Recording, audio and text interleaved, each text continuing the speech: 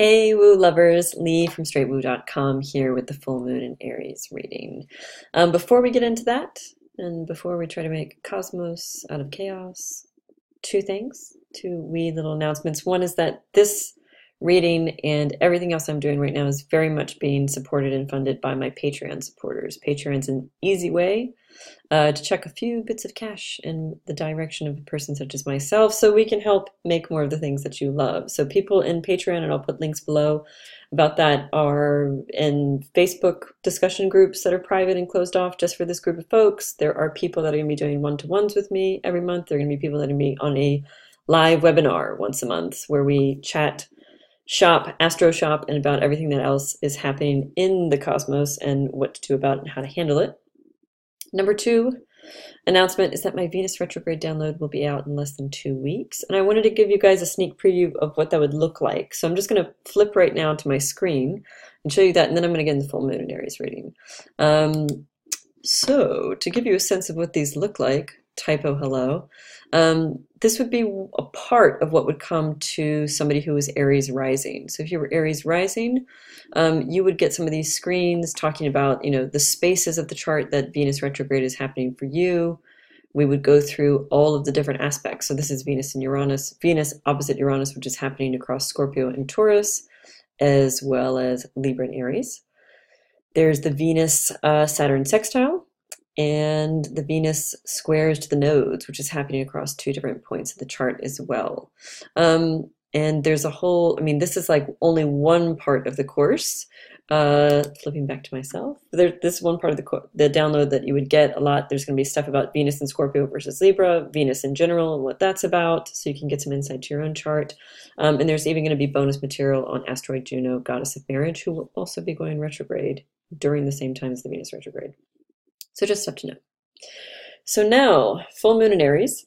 Thank you for for allowing my promo time. Full moon in Aries. My thought on this one, first, is that I'm deciding to read this full moon for the better, because I just am. It's a tough one, and I feel like I've been saying that a lot, like every 2 weeks, but we have been hit with, I say hit, like, we've been getting a couple of tough lunations, and it feels like it wasn't really letting up. The new moon in Virgo was pretty good, but almost all the lunations of the summer were pretty dense, I would say, if not intense. This one is not really any different. So technically, if we were to look at this from a very brass bones technical perspective, full moon in Aries, conjunct Chiron, ouch, planet come comet of wounding and healing, square to Saturn, ouch, ouch, daddy, that hurts. Planet of limits, boundaries, discipline, authority, kind of the thou shall not pass go of the universe. And then the moon is also square to asteroid Vesta. And asteroid Vesta is like, in this kind of configuration, is the mean old nun that has nothing good to say to you. No good messages of hope and tenderness. So we're in a tight spot. We're in a tight spot with this full moon. But here's my vibe. Carrie Fisher, the late Carrie Fisher, RIP, had a saying, take your broken heart and make art. I think this full moon can be summed up with, take all that navel gazing and make something amazing. So, and where I'm coming from with that is that moon square to Vesta. Actually, I'm gonna back it up just a second and start from a different place, which is that Chiron and Saturn this summer have been in a near square for almost the whole summer. It never became exact. Do you know where you can actually read about this? I did write about it in my 2017-2018 PDF. It's right on my homepage. In fact, I'll put a link below for this as well. That I go through all of the major aspects and changes for 2017 and 2018 and kind of break them down into kind of very easy to understand language. And I remember, if I'm not wrong, writing about this for the 2017 part of that PDF, Saturn square Chiron. And what we expect, or what we experience, I think, when we've got Saturn and Chiron in a tough aspect, whether that is an opposition, whether that is a square, is the reality that time, Saturn, is the only thing that really heals Chiron. You know, I'm famous for making these statements in the West, in the West, in the West, in the West. But in the West and in our culture, we view things as like changeable by force of will, which is very much an Aries thing. Aries is like, you know, brawn, all bark, all bite as well. In fact, it's a very tough, ruddy sign that's ready to go out and use force, sheer force and enthusiasm. It's not just force of will and this brute force. There's also a sense with Aries that is about the enthusiasm that when will meets with enthusiasm, just boom, makes things happen, makes things come into being. But we can't force healing. We can't force it, whether it happens in the physical body or in the emotional body. Any of you that have suffered on either level know this for yourself. It has its own timeline. It has its own need to unfold as it must. We can try to better the process or help it along. We can, if it's physical, we can try to do all the right things that put us in the best state physically to heal and to regenerate. But it won't work miracles. Things need time, Saturn.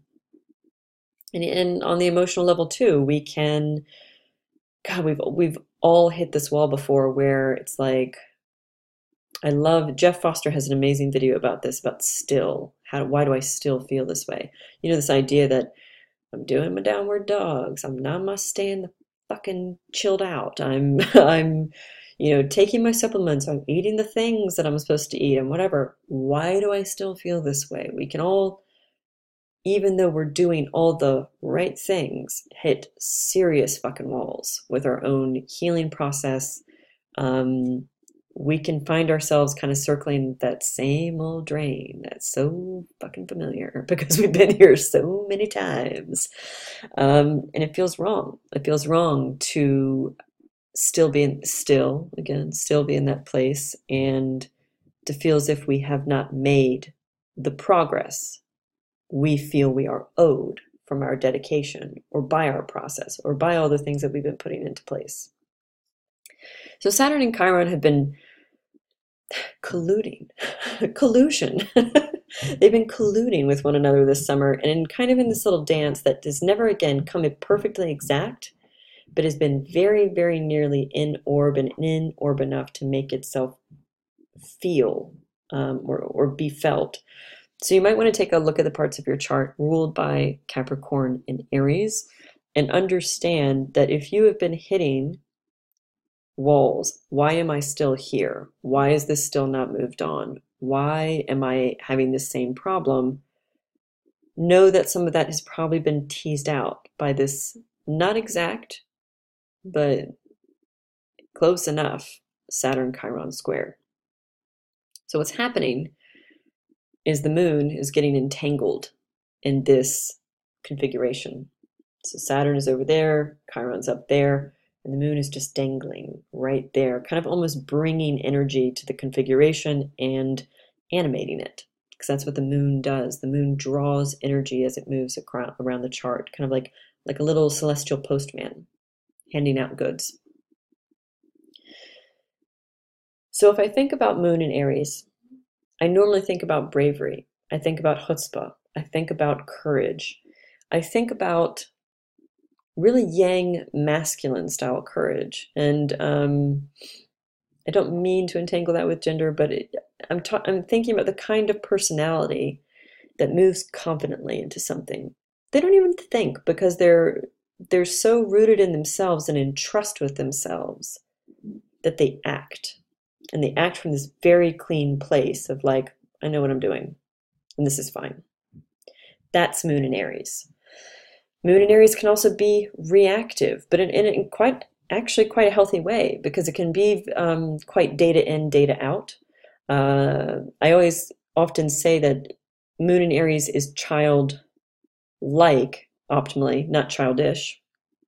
because Aries is quite often called the child of the zodiac, which is in large part a misnomer. But Moon in Aries can be childlike. And the positive way of being childlike is to have emotions come in the front door, to not shut down on them, to express them and to react, and to let them be experienced so that you can let go of them. And that is totally Moon in Aries. Moon in Aries people can be in absolute white hot blinding rage about something, but they get it out, and then 5 minutes later they can be laughing about it and laughing about how crazy angry they were. And you're going, oh, you know what I mean? Like, for those of us that grew up in weird, childhoods or homes, we're like, is it done yet? You know what I mean? Like, is this a farce? Are you going to double back on me? But Moon in Aries is quite often quite clean as a vessel that way. Emotions come in, they are felt, they're processed, they're whipped right out the back door. And then, okay, we're moving on to something new. Boom, boom, boom, bish, bash, bosh, as the British would say. So, Moon in Aries is getting entangled in this. A normally courageous, bright, shining, forceful moon is getting tangled in this little web of pain and limits. The healing that requires time, the things that we can't force, the boundaries that must be respected, painful limits, the places where we see our own limitation. And instead of, with that very kind of naive, youthful, because that would be Aries' way, naive, youthful wish to kind of like supersede it or surpass it, or there must be something that can be done about this. We've all also experienced that part in adulthood where there are reckonings, and the only reckoning that must be done is acceptance, not change, just acceptance. And I'm even thinking of that great, trying to think, is it, it's not Viktor Frankl, but it's a quote about, quite often when we meet circumstances that can't be changed, we are challenged to change ourselves. That is one of the big, I think, crux points of knowing that you've reached a certain level of maturity is, one, hitting painful limits and knowing that there's nothing to be done but acceptance, that there will be no bypassing whatever's in front of you, that there will be no, again, kind of ingenue, quick-witted, clever, sly way to jump past it, that this will hurt, that this will take time, that this is real, that I simply must accept this. That's a real, I think, point in maturity that a lot of us can remember, almost like where and when we were when we had that kind of lesson. And the second place, or actually continuing on that just for a second here, is that, so, Moon square Saturn anyway looks like not getting something you want, not getting satisfied, not getting emotionally fulfilled, having the itch that doesn't get scratched, being or feeling as if you are in a dynamic which cannot fulfill you, that cannot meet you halfway. I just was like singing the Black Eyed Peas song in my head. So there's a sense with Moon square Saturn of like austerity, of coldness, of, here's this like warm, vibrant, fiery moon in Aries, and Saturn in Cap is kind of like, like a cool breeze that threatens to take down the flame. And Moon square Vesta, this is where I get the navel gazing. Moon square Vesta is deeply introspective, but sometimes too much so. It gets into real devolutionary doom loop cycles where it's kind of, again, that like circling of the drain, where it's just, we get hooked onto a thought or a feeling. We can't let it go. We're like a dog to the bone. And it can result in some real, again, introspection bordering on navel gazing, which is why my vibe at this full moon is like, take all that navel gazing and make something amazing. If you are going to get caught in doom loop, if you're going to get caught into this devolutionary sense of what's going on and getting like, stuck on the really unsatisfying merry-go-round of psychic life, where we're hooked very deeply into something that's not productive as a thought or a thought pattern, use that energy to galvanize you in that very Aries way to do something, to move, to make a change, to make a break, to be courageous. In a sense, and this is like my second theme for this full moon. One is take the navel gazing, make something amazing. The second part for me is the flaming sword. And the flaming sword is it's actually from Genesis. It's from the Bible. I first turned up the image of, very honestly, the flaming sword when I was doing research into Black Moon Lilith, Dark Moon Lilith, Asteroid Lilith. Something that some of you know that I've written quite a long form piece about, and I've really done a lot of work on. But the flaming sword was a flaming sword that was left at the Garden of Eden to protect it, and it would swivel. And what's amazing about the flaming sword, it was like the idea that when you read back in some of the Midrash commentary on this, is that it's sometimes a devil, it's sometimes an angel, it's sometimes a man, it's sometimes a woman, it's sometimes judgment, it's sometimes love. And I find this a really fascinating image anyway. And in fact, Lilith was supposed to be attached to the devil's side and the side of judgment. That if the sword was swiveling towards love, that she couldn't be present, but that if the sword went fully towards judgment, that she would, that was her moment. She would jump out and do her evil doing. But I was thinking about the flaming sword as an image because we're in Aries, because it's a fire sign, because the lunation ruler Mars is conjunct Black Moon Lilith. So there's something Lilith-esque about this Black Moon, or about this full moon in Aries. And I'm also going to, being honest, I had a really funny chat with my mother earlier in the day. And she reminded me of that old phrase, which is live by the sword, die by the sword. And quite often, we all do it. We build up something that's approaching faith, something like faith, something like a spiritual backbone or a thesis, a way to encounter the world and understand it. But that narrative or theory can have the odd hole in it. And my experience was that, shamanic work is really, really important to me. It's really important to my spiritual journey. It's important to me personally. It's important to the astrological work I do and the perspective it gives me to, I hope, and not speak power to truth, but speak truth to power, but to speak truth about stars, to bring cosmos out of chaos. And I've made major life decisions based on some of the things that I see in my shamanic work, some of the visions I have, and some of the things that are visited upon me. But every now and again, I have a vision I don't like. I have a thing I see that I don't like to see, and I doubt it. Right? I doubt it. I close down on it, and I think, well, or genuinely in the moments where I'm kind of in very deep conversation with something higher than myself, I'll be like, what do you mean by that? Like you said XYZ, I don't like XYZ. Tell me what you mean by that. And I will doubt that voice. I will doubt the message. I will doubt the vision.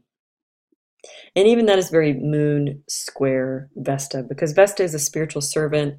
Vesta is the archetype of the nun. She's the temple priestess. She's the person that, if she doesn't live by the sword, die by the sword, she lives by the flame, dies by the flame, because her job is to keep that internal flame going, hence the word eternal. And it is, I think, the visions you have, the thoughts you have, the dreams you have that you don't like, that become fears and anxieties, that fuel a pattern like Moon Square Vesta. We don't like something that's come in. Maybe it's just, for you, it's something more mundane at this full moon. Maybe it's a message from somebody. Maybe it's a confrontation you have with somebody. Maybe for the more esoteric minded of you in the group, it is going to be something that's spiritual. I have a very lucid dream where I see something that I really don't like. And we attach to that thing. We might even ignore the rest of the dream or the message or the thing or the confrontation that was good and that was positive and that was healthy. And we will hook towards the thing that we don't like, and we will focus on that thing. And again, it will be the devolutionary loop, like thinking about it, worrying about it, burning up this kind of, taking the energetic space of it and just going like, whoo, because we are giving it so much time, energy, thought space. So I also want to invite you to live by the sword, die by the sword. Put some of your theories about faith and about life to the test. If you find yourself at this full moon in a place where you're meeting limits, painful limits, seeing that, the things that you wanted to push by sheer force of will are not going to move that fast and are not going to be, messed around. I would say just